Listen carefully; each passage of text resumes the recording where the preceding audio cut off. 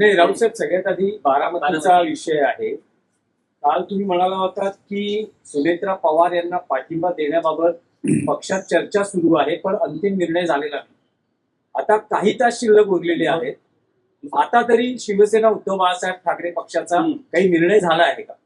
हे प्रश्न तुम्ही इतर पक्षांना का विचारत नाही? महाराष्ट्रामध्ये अनेक राजकीय पक्ष आहेत. महाराष्ट्रामध्ये अनेक राजकीय पक्ष आहेत. सुनेत्रा पवार या राज्याच्या डेप्युटी सीएम आहेत. अजितदादांच्या पत्नी आहेत. अजितदादांचं निधन झालं दुर्दैवी, आणि त्या रिक्त जागेवरती सुनेत्राताई पवार निवडणूक लढतायत आणि माझ्या माहितीप्रमाणे त्या आज अर्ज भरतायत. भरू द्या ना, आमच्या त्यांना शुभेच्छा आहेत. सुनेत्राताई पवारांनी स्वतः शिवसेना पक्षप्रमुख उद्धव ठाकरे यांच्याशी चर्चा केली, त्यांच्या शुभेच्छा घेतल्या. आता आम्ही महाविकास आघाडीमध्ये आहोत. तिकडे काँग्रेसनं उमेदवार उभा केल्याची आमची माहिती आहे. सुनेत्राताई पवार आणि उद्धव ठाकरे यांच्यात जी चर्चा झाली, ती चर्चा अर्थात आम्हाला पाठिंबा द्या यासाठीच असणार ना, की मला पाठिंबा द्या. अशाच प्रकारचा दूरध्वनी त्यांनी हर्षवर्धन सकपाळ यांनाही केला. छगन भुजबळ आणि त्यांच्या पक्षाचे काही नेते अशा प्रकारच्या पाठिंब्यासाठी शरद पवारांनाही भेटले. त्याच्यामुळे हा निर्णय काय एकटा उद्धव ठाकरे साहेबांचा आहे का? नाही, याच्यामध्ये खूप प्लेयर्स आहेत. बारामती हा पवारांचाच गड आहे. तिथे काय निकाल लागणार सगळ्यांना माहिती आहे. पण राजकारणामध्ये, निवडणुकांमध्ये काही जे विषय असतात ते सामोपचाराने घ्यायचे असतात. आज त्या फक्त अर्ज भरणार आहेत. निवडणुकीला वेळ आहे, थांबा तोपर्यंत. पाठिंबा कोणाला देणार? तुमचा पाठिंबा कोणाला आहे? फडणवीसांनी पाठिंबा मागितलेला आहे सर्व पक्षांना. तुम्ही सुनेत्रा पवारांना पाठिंबा देणार की काँग्रेसचे उमेदवार? फडणवीस नाही, कशा करता म्हणजे तुम्हाला हवाय म्हणून पाठिंबा द्यायचा का? उद्धव ठाकरेंशी सुनेत्रा बहिणीशी चर्चा झालेली आहे. आता देवेंद्रजी पाठिंबा मागतायत, त्यांनी नेत्यांशी चर्चा करावी सर्व. तुम्ही म्हणता दिलाय, काँग्रेसने उमेदवार दिलाय ना. महाविकास आघाडी काँग्रेस सोबत जाणार की मग? अहो, आता अर्ज भरणार ना आज, मग अर्ज मागे घ्यायची वेळ येते, अर्जाची छाननी होते. मग निवडणुकीचा नारळ फुटतो प्रचाराचा, मग पुढे 10 दिवस प्रचार होणार. त्या काळामध्ये पाठिंब्याचा प्रश्न निर्माण होतो. तिथे शिवसेनेचा उमेदवार आहे का? नाही. तिथे राष्ट्रवादी काँग्रेसचा उमेदवार आहे का? नाही. पण नक्कीच महाविकास आघाडीतला प्रमुख घटक पक्ष असलेला काँग्रेसनं उमेदवार दिलेला आहे. काँग्रेसची एक भूमिका आहे सातत्याने की ते शक्यतो बिनविरोध निवडणुका, जो पॅटर्न आहे त्या पॅटर्नला ते विरोध करतात. आणि असाच विरोध देवेंद्र फडणवीस यांनी सुद्धा अनेकदा केलेला आहे. नांदेडला खासदार काँग्रेसचे वसंतराव चव्हाण वारले ताबडतोब हार्ट अटॅकने. ते आले निवडून आणि ते लगेच त्यांचं निधन झालं.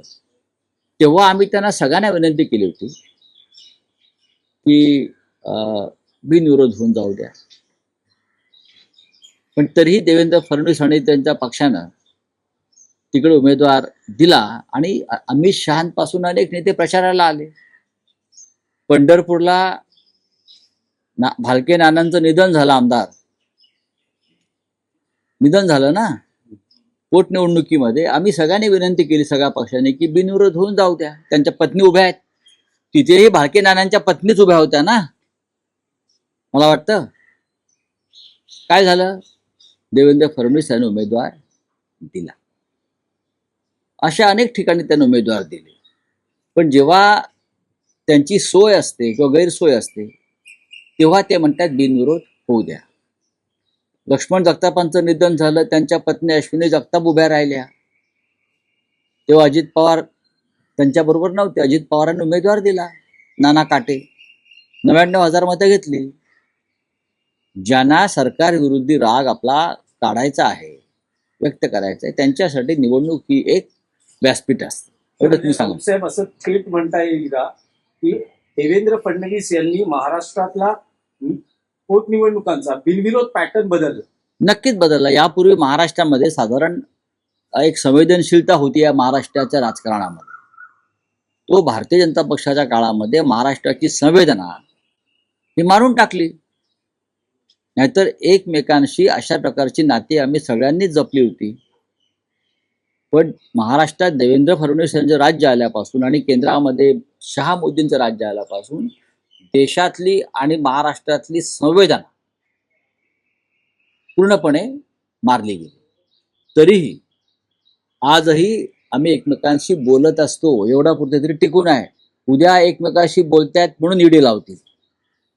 नाही पण राऊत साहेब, तुम्ही म्हणता आहात की उद्धव ठाकरेंनी सुनेत्रा पवारांना शुभेच्छा दिल्या. पाठिंबा यासाठी विचारला जातो आहे की सुनेत्रा पवार विविध राजकीय नेत्यांच्या प्रमुख नेत्यांना फोन करून पाठिंब्याची विनंती करतात. त्यामुळे त्यात शिवसेना उद्धव बाळासाहेब ठाकरे पक्षाचे प्रमुख उद्धव ठाकरे यांचा पाठिंबाही महत्वाचा ठरतो. यासाठी कारण तुम्ही असं म्हणाला होता की अजित पवार आणि उद्धव ठाकरेंचे स्नेहपूर्ण संबंध होते अगदी महाविकास आघाडी सरकार असताना. हो, मग होते ना.